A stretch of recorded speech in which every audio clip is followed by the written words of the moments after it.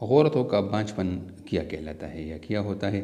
تو 1 سال تک کوشش کرنے کے باوجود اگر کوئی عورت پریگننٹ نہیں ہوئی تو وہ انفرٹیلٹی کے زمرے میں آتی ہے.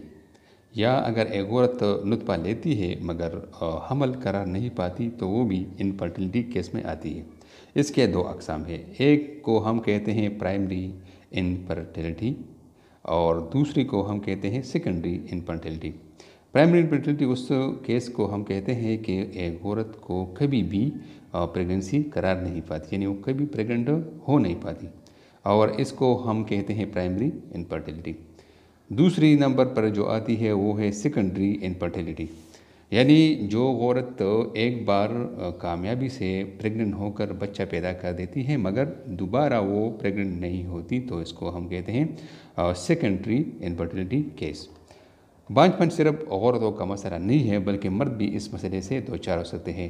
ریسرچ کے مطابق 1/3 عورتیں جو ہے وہ انفرٹیلٹی کا شکار ہیں، اور اس طرح مرد بھی 1/3 تعداد جو ہے وہ بھی انفرٹیلٹی میں ذمہ دار ہوتے ہیں.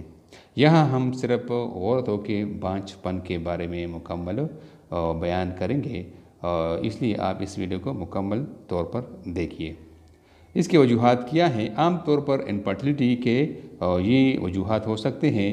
نمبر 1، انڈوں کا خارج نہ کرنا یا انڈے خارج کرنے میں مسئلہ پیدا ہونا. نمبر 2، فیلوپین ٹیوبس کا بند ہونا، یعنی ہو سکتا ہے اس عورت کا جو پریگننٹ ہونا چاہتی ہے لیکن ہو نہیں سکتی تو اس کو فیلوپین ٹیوبس جو ہے وہ بند ہوں گے.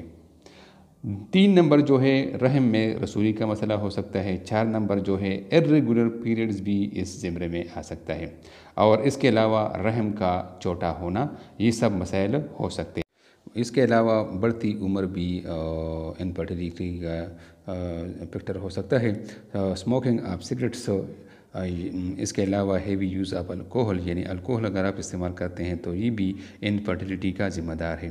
اس کے علاوہ زیادہ وزن یا کم وزن، کمزوری، یہ سب علامات ہیں انفرٹیلٹی کیس کے.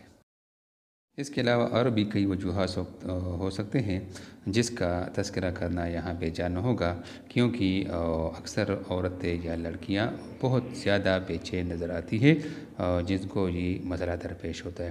تو اگر آپ نے کیموتھراپی کی ہو یا ریڈیشن تھراپی جس کو کہتے ہیں تو وہ بھی اس کا ذمہ دار ہو سکتا ہے. اس کے علاوہ اگر آپ نے کوئی ڈرگس اپنی تفریح کے لیے استعمال کرتی ہے، یعنی افیم یا چرس یا ہیروین وغیرہ، تو یہ سب عوامل آپ کے انفرٹیلٹی کے ذمہ دار ہو سکتے ہیں. اس لیے اپنے صحت پر توجہ دیں. یہ تمام عوامل جو ہے یہ آپ کے انفرٹیلٹی کے ذمہ دار ہے. تو آپ کو کیا کرنا ہے؟ آپ کو بس اپنے لیڈی ڈاکٹر کے پاس چلے جانا ہے. اس کو تمام عوامل جو ہے اس کو بیان کرنا ہے. باقی وہ سب تمام ٹیسٹ آپ کے لیے کر لے گی. جو بھی مسئلہ آپ کو درپیش ہوگا اسی کے مطابق وہ علاج کرے گی. انشاءاللہ اللہ تعالیٰ سے دعا ہے کہ وہ آپ کو اولاد جیسی نعمت سے نواز دے. آمین. ناظرین، ویڈیو دیکھنے کا بہت بہت شکریہ. امید ہے آپ سب کو یہ ویڈیو پسند آئی ہوگی. اگر آپ نے ابھی تک ہماری چینل کو سبسکرائب نہیں کیا ہے تو اس کو ضرور سبسکرائب کیجئے تاکہ آپ کو بر وقت معلوماتی ویڈیوز حاصل ہو سکے، اور اپنے دوستوں کے ساتھ بھی اس چینل کو اور اس ویڈیو کو ضرور شیئر کیجئے گا. آپ کا بہت